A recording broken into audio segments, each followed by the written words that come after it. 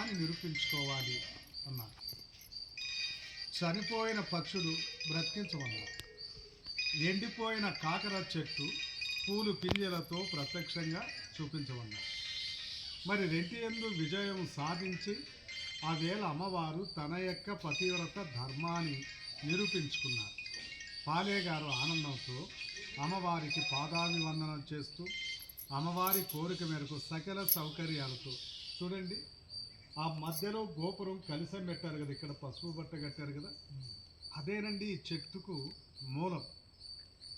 అక్కడ అగ్నిగుండం ఏర్పాటు చేస్తే దానికి 4 ప్రక్కల అమ్మవారు తన స్వతహస్తాలతో ఎండిపోయిన మర్రి కొమ్మలు నాటి, నేను నిజమైన పతిభక్తి కలిగిన పతివ్రతనైతే నా శరీరాలు ఈ అగ్నిలో కాలి భస్మమైన వెంటనే చిదిరించి నీరు పొంగి చిదికి ఈశాన్యపు దిక్కున నేను నాటిన వట్టి మర్రి కొమ్మ తన పతివ్రత ధర్మానికి సాక్ష్యంగా వెంటనే చిగిరించి అది మహిమాన్వితమైన మర్రి చెట్టై ఈ కలియుగం ఉన్నంతకాలం తిమమ్మే మరిమాననేటువంటి పేరుతో పూజింపబడుతుంది వాగ్దానం చేస్తూ అక్కడ అమ్మవారు అగ్నిగుండ ప్రవేశం చేశారు.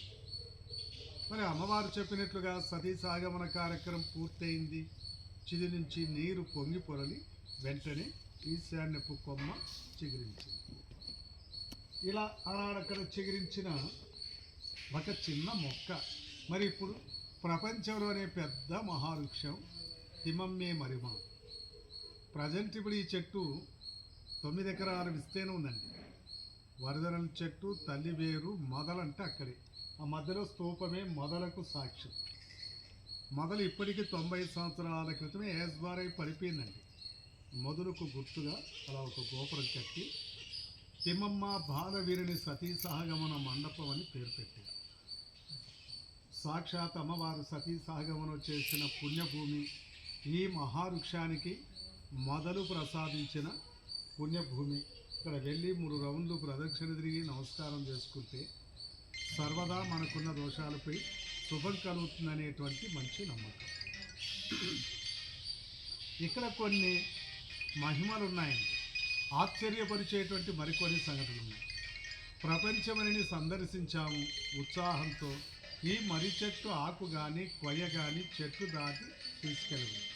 పసుపు కుంకాలు ప్రసాదాలు వెళ్ళి తీసుకోవచ్చు. బలి పూజలు మాంసాహారాలు చేయకూడదు.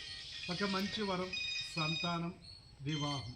అమ్మవారిని ప్రార్థించి మృక్కుబడి చేసుకొని పూజారి గారు ఇచ్చిన ముడుపులు ఇక్కడ కడతారండి. ఏడాది తిరగకుండానే సంతానం, వెంటనే వివాహం. అందుకే ఇక్కడ కుల మత భేదాలకు చూస్తున్నారు.